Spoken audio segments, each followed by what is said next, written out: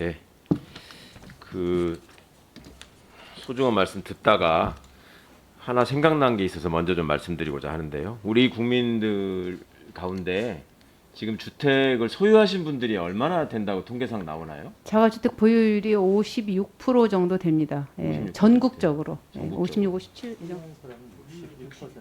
어? 보유율은 60이고 점유율이 56, 7 됩니다. 예. 네. 예. 하여튼 그 국민들의 자산의 대부분을 이제 부동산이 차지하고 있다. 네네.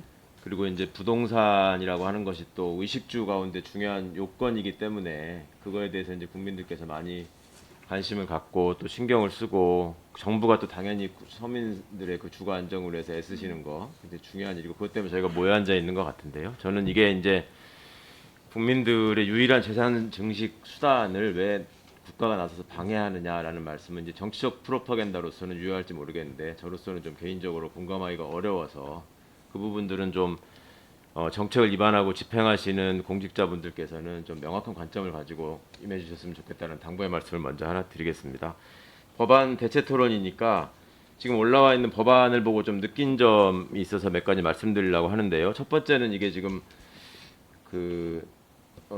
발의하신 의원님들의 의지가 많이 실려 있는 법안들이다 보니까 타 법안과의 이제 체계적인 완결성이 좀 부족한 점이 눈에 띄어서 이 부분들이 소위에서 좀 잘 검토됐으면 좋겠습니다. 그러니까 예를 들면 지금 하영재 의원님께서 말씀해주신 그 MRO 문제, 이게 사천하고 인천 간의 지역적인 이해관계와 관련돼서 좀 민감한 문제일 수 있겠습니다만은 그 법률 체계 문제에서 보자면 한국공항공사법에서 정하고 있는 그 1급 공항의 문제하고 충돌된다라는 말씀이 아까 이게 이제 쉽지 않은 문제일 것 같다. 그래서 이 부분은 좀 체계 측면에서 잘 들여다봐야 될 것 같다라는 말씀을 하나 드리고 싶고요.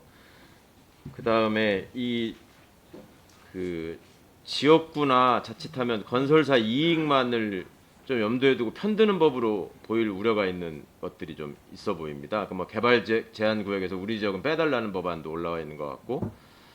뭐 건설업자들한테 비용을 지원해 주자. 또 뭐 특정한 기술을 가진 사람은 의무적으로 그거를 적용할 수 있도록 해주자. 이거는 자칫하면 특혜 시비가 있을 수 있기 때문에 법안 심사 과정에서 좀 유념해 주셨으면 좋겠다는 말씀 하나 들고. 그다음에 아무래도 이제 민생과 안전과 관련한 법안들이 좀 가장 먼저 중요하게 심사됐으면 좋겠다라는 개인적인 바람을 말씀을 드리고요.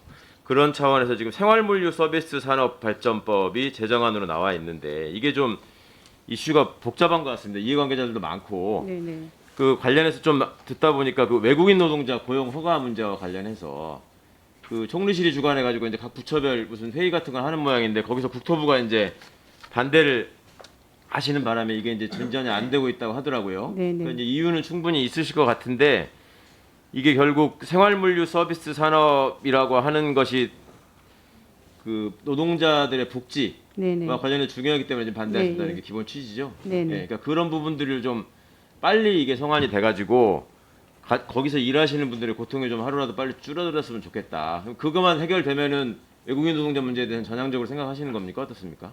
외국인 노동자 문제는 저희가 그 받아들이기 어렵습니다. 아, 예. 그렇다 예, 하더라도 예, 예, 어렵습니까? 예, 예. 예, 그 부분 다시 한번 나중에 여쭤보기로 하고요.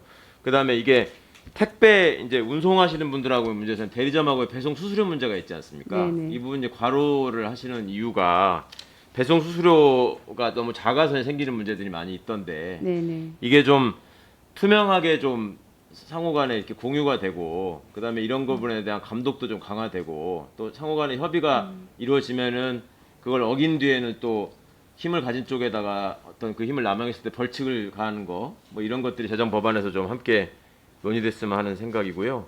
그 부분에 대해서는 저희가 이제 표준 계약서 제도를 도입을 하려고 합니다. 그럼 그거에 말씀하신 대해서. 대로 이제 그 네. 서로 간의 계약 관계가 투명하게 드러날 수 있을 것 네, 그렇게 같습니다. 됐으면 좋겠습니다. 마지막으로 항공박물관 문제 지금 아시죠? 네네. 보도를 예. 보니까 뭐 직장 내 성추행 문제도 있고 그다음에 뭐 지금 그 관장 전용 화장실을 뭐 만들면서 인테리어를 지나치게 하고 뭐 관련해서 그 입찰 규정 같은 것도 어겼다 이런 얘기들이 있던데 국토부가 감사를 하십니까? 어디다가 지금 딴 데서 보고 있습니까? 한번 확인해 보도록 하겠습니다. 국감 전까지 좀 한번 정리를 하셔서 네. 결과를 좀 알려줬으면 좋겠습니다. 알겠습니다. 네, 이상입니다.